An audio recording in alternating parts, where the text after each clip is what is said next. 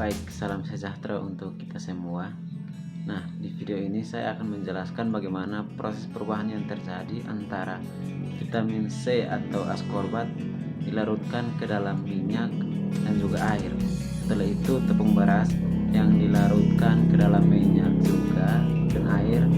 Setelah itu ada vitamin D yang dilarutkan juga ke dalam air dan minyak.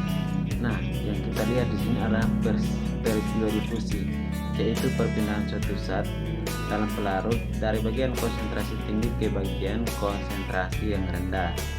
Nah, jika konsentrasi dua larutan yang berbeda, itu disebut gradien konsentrasi. Nah, kita langsung saja kepada metodenya atau percobaannya. Kita akan lihat proses perubahan yang terjadi. Bahan yang kita siapkan ada tepung beras, minyak, vitamin C, vitamin D, air, dan alatnya ada sendok dan gelas.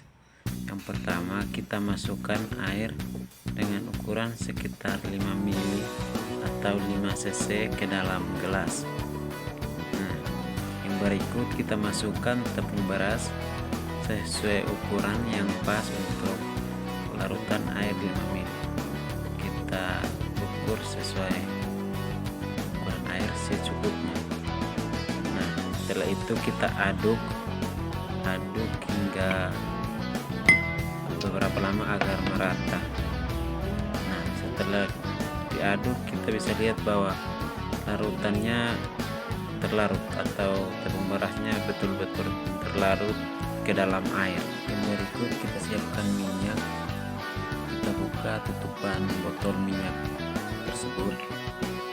Setelah itu kita ukur minyak sesuai ukuran sekitar 5 ml atau 5 cc. Kita masukkan ke dalam gelas. Setelah itu kita masukkan tepung beras ke dalam gelas yang sudah terisi minyak tersebut atau lemak. Nah, setelah kita masukkan tepung beras ke dalam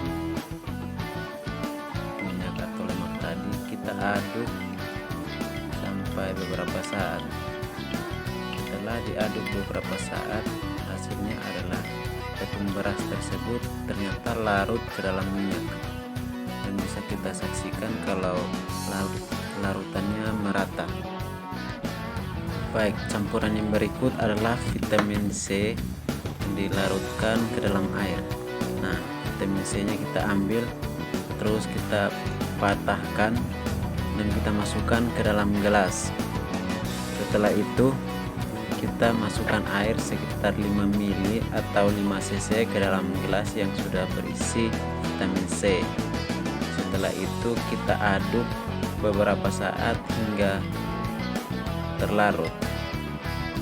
Nah, setelah itu menjelang beberapa saat bisa kita saksikan bahwa vitamin C nya ternyata terlarut dalam air.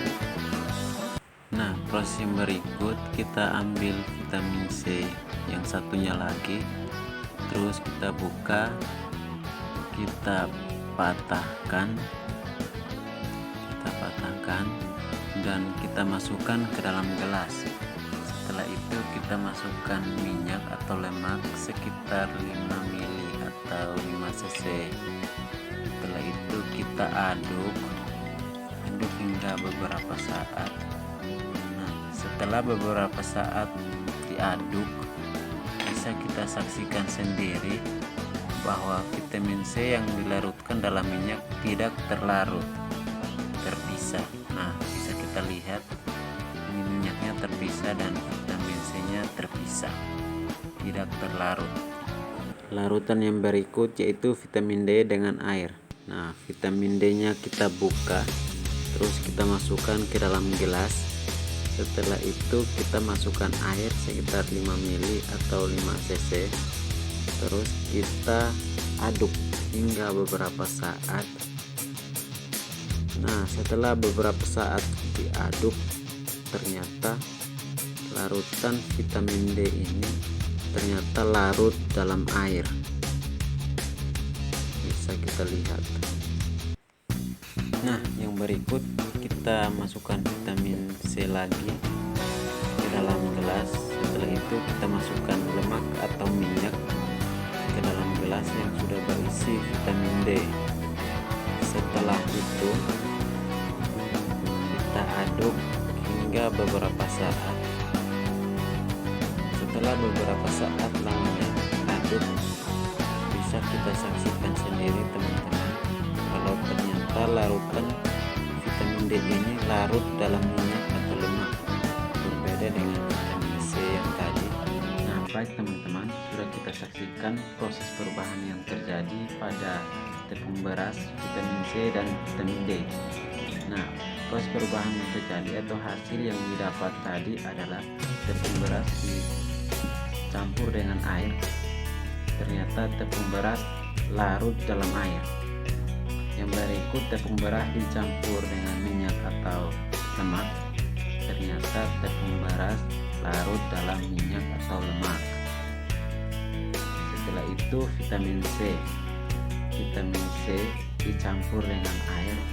Ternyata vitamin C ini larut dalam air. Setelah itu vitamin C dengan lemak atau minyak. Ternyata vitamin C ini tidak larut dalam minyak. Artinya vitamin C ini dicampur dengan lemak mengalami gradien konsentrasi atau perbedaan konsentrasi antara dua larutan ini. Yang berikut adalah vitamin D.